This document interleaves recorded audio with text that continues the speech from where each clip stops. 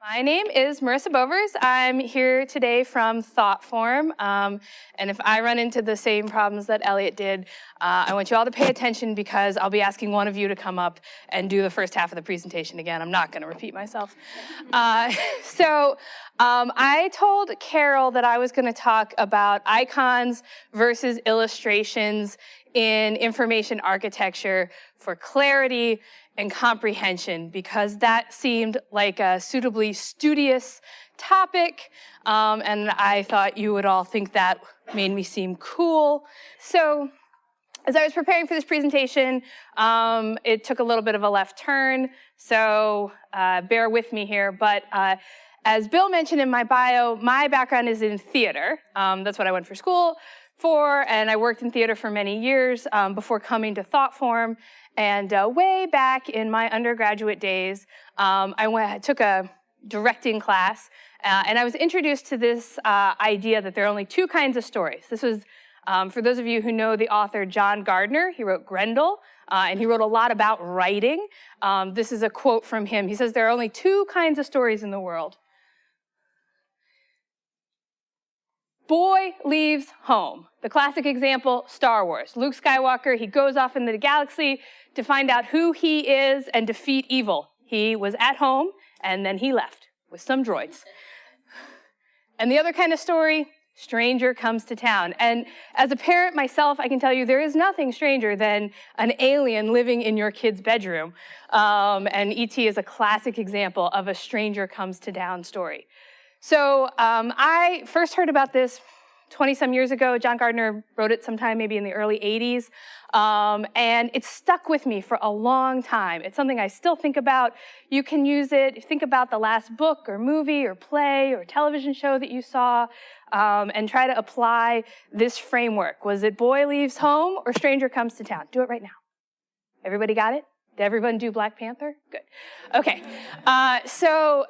I think that this is a really kind of a profound framework because it's a universal truth. I've been playing with this idea for 20 years. I've never found a story that wasn't one of these.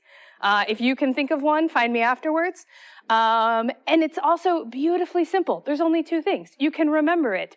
I think it's a great framework, and I wanted to try, really foolishly maybe, to apply it to design. So I thought about visuals. So my firm is a visual communication firm, and I've been thinking a lot about visuals, especially as it gets used upon the internet. And I've been thinking about this idea that there are only two kinds of visuals. There are visuals for understanding, and there are visuals for sorting. So we think about, sometimes in design, people talk about icons or illustrations or photography or infographics or data visualizations or patterns. And just like books and movies and TV and opera and ballet, the medium is irrelevant. The only kinds of image question you need to be thinking about is this an image for understanding, or is this an image for sorting? So let me tell you a little bit more about what I mean by those. So visuals for understanding. These are help the user to get greater understanding of the situation, to get information and meaning out of the visual, usually with more efficiency or with greater depth than with words or words alone. So they help us to have a richer, deeper, more profound understanding of an idea, an object, a time, a place, a task, or an experience. So a classic example, this is not, all right, anyway, is a map. So a map gives us more useful information, maybe than written or verbal instructions. It gives us information about distance and relationships between objects in space. But this could also be something like a family photo. So maybe your family photos have this. My mom used to write the names of everyone in the photo on the back and the date. And if you put it with that side out in the album, I guarantee you people would be baffled, right? Just knowing who's in the photo and when it was taken doesn't convey nearly the amount of information as seeing the photo itself. So images for sorting, they're a little different. They help us to navigate, to select, and to find. These images can often be icon-esque. because they're there to help us make choices, often quickly.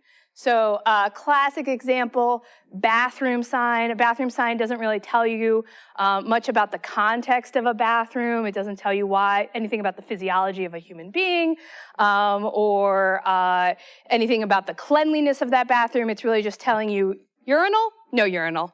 That's all you're getting out of that. Same thing with a house number or a street sign. It's not necessarily telling you anything about the city or the neighborhood or the street or the house itself. It's just helping you find the house quickly. So those are images, visuals for sorting. So oftentimes when people first meet the Gardner framework, they say, wait a minute, I don't think there are two kinds of stories. I think there's only one. Every boy who leaves home becomes a stranger in my town. That's just the same side of two sides of the same coin. A classic example of this could be the musical Book of Mormon, right? Missionaries leave home. That's a boy leaves home. They end up in an African village, and they're pretty strange there. So depending on whose perspective you're looking at, boy leaves home, stranger comes to town. So I think that can be true for understanding and sorting visuals as well. To me, a great example of this is packaging for like a cake mix, right? Think about that aisle in the grocery store. For those of you who've been to grocery stores before, there's that wall of boxes, right? And if you are an experienced purchaser of cake mixes, as I am, you know exactly what brand and what type you're looking for. You're just trying to scan to find your box. But maybe you're new to this category, maybe you're new to cake, maybe you're new to grocery stores, in which case the packaging is doing double duty. It's trying to help you understand brand, socioeconomic, class. Are you a Betty Crocker girl? Are you a Duncan Hines guy? As well as the contents of the box, red velvet, chocolate, vanilla, etc. I see that look, Jeff Park. I know you would never use a box cake mix. I'm sorry to offend you with this example. So some visuals are doing double duty. All right, so at this point, maybe I've convinced you that there's only two kinds of visuals. Maybe I haven't. But in either case, you have to think about, well, why does this matter? And what does it have to do with information architecture? So information architectures, you guys are the guardians of the user. And as that, we want to be thoughtful about how we're using visuals. Are we trying to help them, look at that, unpack a complex idea, to add emotional nuance, or convey subtle social cues, to help them quickly select an option that best suits them, or just to add a moment of delight to an otherwise drab task. We need the why to drive the what. And as designers, we have become too quick to fall into the trap of, well, a photo goes at the top, nice hero image, that's where I would use photography. And for products, I'm gonna have some nice icons because that's what people do, icons for products. And we've stopped thinking about, well, how is this information, how is this visual helping the user to better understand my experience, my information, to get more out of what I'm putting out there. So is that visual photography at the top, is that trying to help them figure out that they've landed in the correct place? Is it giving them some sort of meaning about the experience that they're about to have? Or is it just the dreaded decoration?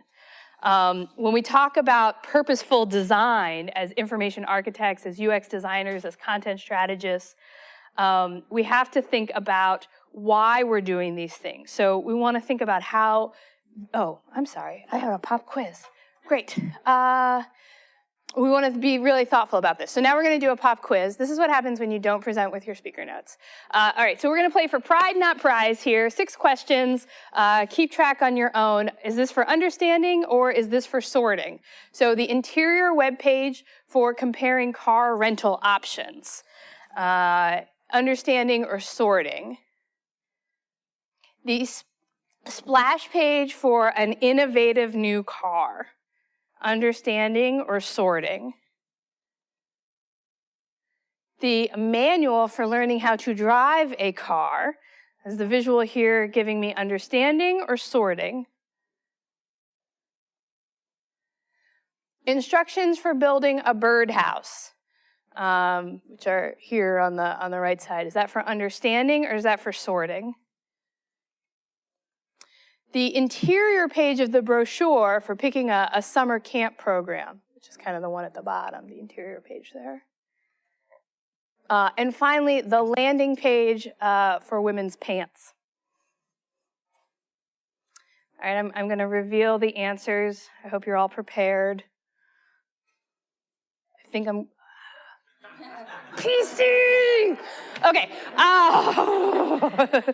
All right. So these were my answers. That rental car is for sorting. How many doors? How many bags? How many people fit in there? That splash page for that beautiful new car, that was understanding. It was giving me a vision of the future in my sexy new car. Understanding how the headlight doohick works on my car, that was also for understanding. That birdhouse instructions is helping me to do understanding. Although the image at the very front with the little picture of the birdhouse could arguably be for sorting. This was my birdhouse project, not my derby car. Sorting for those icons, helping me understand what age group this camp program was appropriate for, whether it was a sports or an arts or some other kind of program. The one that's most interesting to me is the pants page. Because, and maybe I'll go back. I will go back. Because look at these ladies up here, right? So ostensibly it's sorting, right? I got to the page. Okay, I want to buy some pants. I wear women's pants. I'm in the right place. I'm not on sweatshirts. I'm not in kids' clothes. I'm in the right place. But those images are also conveying a ton of information about what kind of buyer, what kind of brand this is, what aspirational lifestyle. It's doing the double duty, just like the cake packaging. All right, so now I'm going to implore you to do better, and then we can be done. Okay. Why? Okay, so when I was preparing for this talk, oh, she's embarrassed. She told me I could do this. My colleague, Lindsay Quinter, and I were talking about, it all started talking about websites and about icons. And we have a bee in our bonnet about using icons once on a website, right? So we see a lot of websites these days where there are products or categories or services called out, and they each have a lovely little illustrative line drawing, a nice little icon, and you never see that image again, that visual again, throughout the entire site. And what is the purpose of those, right? It's certainly not to help me track that information through. You never used it again. Well, okay, that's not what the intention was. The intention was to help flesh out the idea of this product. And so you've gone with a abstract line drawing, that doesn't give me much information. We've gotten to the point where we've become so rigid about where we're using certain mediums. We've forgotten what kind of experience and information we want people to gain from our designs. So rather than thinking about, should I be using an icon? Should I be using an illustration? Should I be using a photo? Would a data visualization help me here? What we need to be thinking about is, what is the user trying to accomplish, and how could a visual help do that better? Are we trying to give them meaning, context, deep information, or are we trying to help them make a decision, sort through and deal with large groupings of information? So the next time you are thinking about how you want to use visuals in your design, I implore you, don't think about the medium first, think about understanding and sorting, and try to approach it from the user's perspective and give them a good time. Unlike Elliot, I will give you all my contact information. I'm at Boevers. You can email me. You can also report me to my employer if you did not enjoy this presentation. I used to have a joke about like, oh, compliments can be received on Twitter and complaints can be received nowhere. So take that away from you. Thank you guys so much. This was awesome.